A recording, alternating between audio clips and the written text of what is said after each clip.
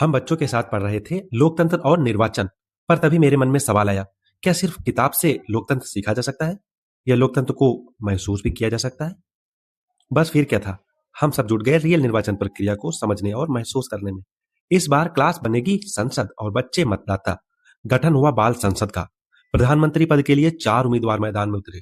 हर उम्मीदवार को मिले 3 दिन। सबका मैनिफेस्टो बना। दौर चला भाषणों, वादों और प्रचार प्रसार का।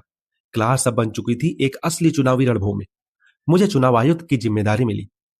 मेरे साथ नियुक्त हुए presiding officer, PO1, PO2, PO3 और एक पुलिसकर्मी। फिर सबकी ट्रेनिंग हुई। सबने समझा हर वोट की कीमत बराबर होती है। हर वोट लोकतंत्र की आवाज है, निर्वाचन की आत्मा है। प्रत्याशियों को मिले चुनाव चिन्ह। फिर कहा गया, अब दीजिए अपनी अंतिम स्पीच।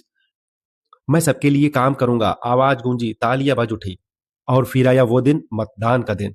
लास्ट स्पीच का मौका मिला। सभी ने जबरदस्त माहौल बना दिया। पुलिस ने बच्चों को पंक्तियों में लगाया। PO1 आईडी देखकर पहचान की पुष्टि करती। PO2 नाम लिखकर मतदाता पर्ची देती। PO3 स्याही लगाकर भेजती गुप्त मतदान कक्ष में।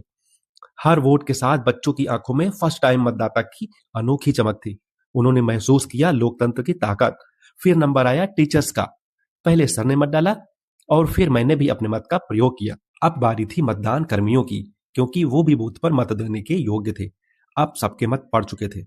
इधर बाहर प्रत्याशियों के दिल धड़क रहे थे कि रिजल्ट क्या होगा। अब बारी थी मतगणना की। सस्पेंस और गर्मागर्मी के बीच सन्नाटा छा गया। रिजल्ट अनाउंस हुआ। 3 वोट मिले दिव्यांशु को, 5 वोट सौम्यर को। लड़ाई 2 कैंडिडेटों में घमासान थी और आखिरकार 25 मतों के साथ आदर्श पटेल बने बाल संसद के प्रधानमंत्री, जबकि 16 मतों से आराध्या दूसरे स्थान पर रही। बच्चे खुशी से झूम उठे।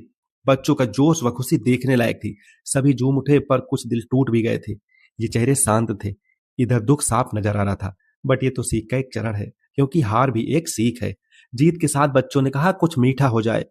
कुल मिलाकर अब सभी को समझ आ गया था कि लोकतंत्र में निर्वाचन क्या है, इसका महत्व क्या है। उस दिन बच्चों ने सिर्फ मतदान नहीं किया, उन्होंने लोकतंत्र को जिया। जीत की खुशी थी, हार की सीख और समझ थी। लोकतंत्र किताबों में नहीं, कर्म में बसता है। शिक्षा तब असली बनती है जब बच्चे सिर्फ पढ़ते नहीं, बल्कि जीते हैं अपने पाठ को। हमारी ये कोशिश आपको कैसी लगी, कमेंट में जरूर बताइए। अगर कोई कमी हो या कोई सुझाव हो तो अवश्य भेजें। हम आपकी सीख को जीवंत करने का प्रयास करेंगे। जय हिंद।